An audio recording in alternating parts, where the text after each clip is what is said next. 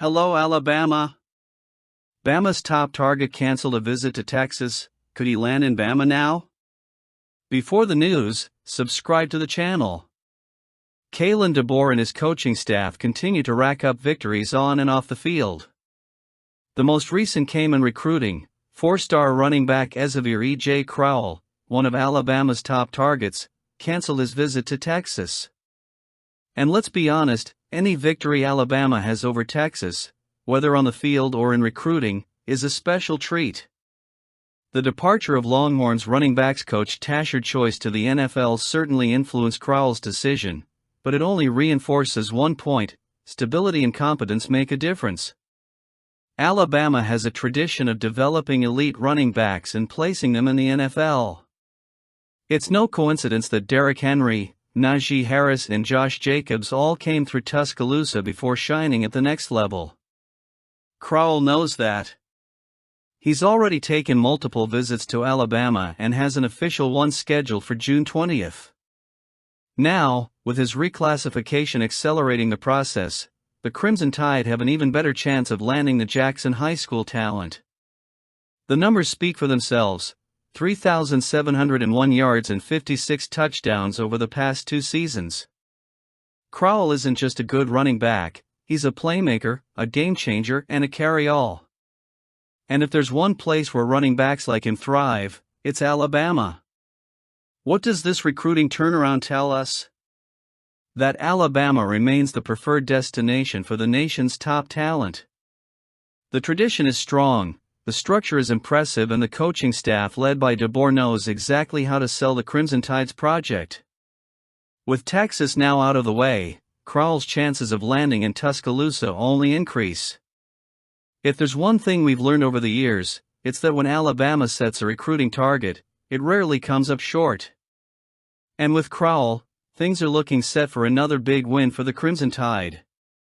Let's keep going. Kalen DeBoer continues to show why he was the right choice to lead Alabama into a new era for the program. Recruiting has always been the backbone of the Crimson Tide's success, and DeBoer, despite the inevitable comparisons to Nick Saban, is proving he knows how to play the game. The 2025 class has already sent a big message to the country that Alabama is still a recruiting powerhouse. But the real test comes now, with the 2026 class, and the first big target on the offensive line is clearly defined: Emmanuel Iheanacho. The 5-star tackle is one of those prospects who can change a program. He's already included Alabama in his final list of 11, and more importantly, he plans to officially visit Tuscaloosa. That may seem like a minor detail to those who don't follow recruiting closely, but to insiders, it's a clear sign that Alabama is in the game for real. With Oregon being touted as the current leader in Georgia and Penn State also in the mix, it's going to be a tough battle. But that's exactly the kind of matchup Alabama has always been known to win. History is on the Crimson Tide's side. Their success recruiting in the DMV, DC, Maryland and Virginia during the Saban era has yielded names like Cyrus and Ari Quangio, and now the chance to add Iheanacho reinforces that connection. Plus, the arrival of new offensive coordinator Ryan Grubb could be a deciding factor. Grubb is a coach known for developing physical and productive offensive lines, something any elite prospect will consider. Alabama still has work to do. Iheanacho has made it clear that Oregon is at the top of his list, and Georgia and Penn State also have their advantages. But an official visit to Tuscaloosa could change everything. We know how these visits work at Alabama. The environment, the state-of-the-art structure, the winning culture and the vision that DeBoer and his staff are building could be enough to tip the scales. Most importantly, this recruiting campaign shows that Alabama continues to operate at the highest level. Some expected the post-Saban transition to bring a decline in the ability to attract elite talent. But what we're seeing is a coach who understands the weight of this program and who isn't just maintaining the standard, he's reaffirming the Crimson Tide's status on the national stage. If DeBoer can bring Iheanacho to Tuscaloosa, it would be a huge sign that Alabama continues to be a dominant force in offensive lineman recruiting. Will he come? I'd love to hear from you. The news that 9 former Alabama players have received invitations to the 2025 NFL Combine is further evidence of the program's continued strength under Kalen DeBoer. It's no exaggeration to say that the Crimson Tide continues to be a talent factory for the NFL, and these 9 players represent not only the team's legacy in Tuscaloosa, but also a promising future in the professional league. Each year, Alabama has demonstrated that it is not just a breeding ground for athletes, but a laboratory where young players are molded to meet the challenges of elite football. Starting with quarterback Jalen Milroe, the expectations are high. He has a chance to prove that he can be much more than just a name on the list of prospects. With Shedeur Sanders and Cam Ward clearly positioned as the top 2 quarterbacks off the board, Milroe needs to use the combine to show that he deserves to be in that conversation. His physical ability is already known, but the combine is the time when he can turn that into impressive numbers. If he can excel in the speed, passing accuracy and strength drills, Milroe could completely change the narrative about his potential. Alabama has a history of developing great quarterbacks, and Milroe has the chance to continue that lineage. In the tight end group, C.J. Dippre and Robbie Utes bring very different but equally valuable profiles. Dippre, with his Senior Bowl experience and his 2 seasons in Tuscaloosa after transferring from Maryland, has shown that he can be a versatile weapon on offense. His receptions at the Senior Bowl were solid, but now he needs to prove that he can be consistent at a higher level. Utes, known primarily for his run-blocking ability, has the opportunity to show that he can also contribute as a receiver. With his impressive size, 6'4", 260 pounds, he could be a valuable asset for teams looking to bolster their offensive line while also adding an extra threat in the passing game. Tyler Booker, the offensive guard, will likely be Alabama's most coveted player in this year's draft. Recent projections have him in the first round, and that's no surprise to anyone who's followed his work. Booker has been a cornerstone of the Crimson Tide offensive line, and his presence on the field is felt both in the running game and in quarterback protection. At the Combine, he'll have a chance to back up those projections with impressive physical testing numbers. If Booker is selected in the first round, he'll continue Alabama's tradition of sending high-quality offensive lines to the NFL. Robinson, the star running back, faces a different challenge. After suffering a season-ending elbow injury, he needs to prove he's fully recovered.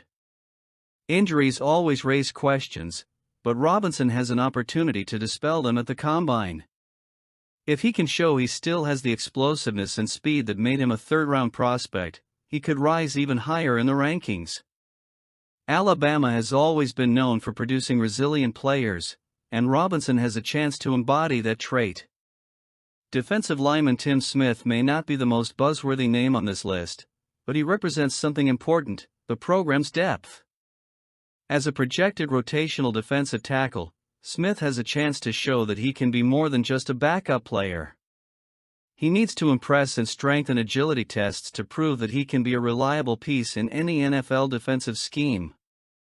Jihad Campbell, on the other hand, is one player who could make a significant splash at the Combine. Fox Sports' Joel Klatt has already projected him as a first-round pick for the Miami Dolphins, and that speaks volumes about his potential. Campbell has a chance to back up that projection with a solid performance. If he excels, he could even surpass Tyler Booker as Alabama's top draft pick. That would be a remarkable feat, but not impossible for someone with his talent. Malachi Moore, despite missing the Senior Bowl due to recent surgery, comes into the Combine with something to prove. He needs to show that he's healthy and ready to contribute immediately in the NFL. Draft projections for Moore vary widely, meaning he has a window of opportunity to impress scouts and secure a spot in the draft. Finally, James Burnip, Alabama's only specialist at this year's Combine, may not be a name that generates a lot of initial excitement, but he represents a crucial part of the game: punter. While he is widely projected as an undrafted player, Burnip could draw the attention of teams that need a reliable solution in that role. These are players who are looking for a place to play. The NIL video game settlement involving Alabama wide receiver Ryan Williams and other Crimson Tide players is yet another fascinating chapter in the evolution of college football. The news that Pathway Sports and Entertainment is leading the charge to monetize college athletes' video game rights not only reflects the growing impact of these players on the market, but also puts Alabama back at the center of discussions about innovation and opportunities in the sport.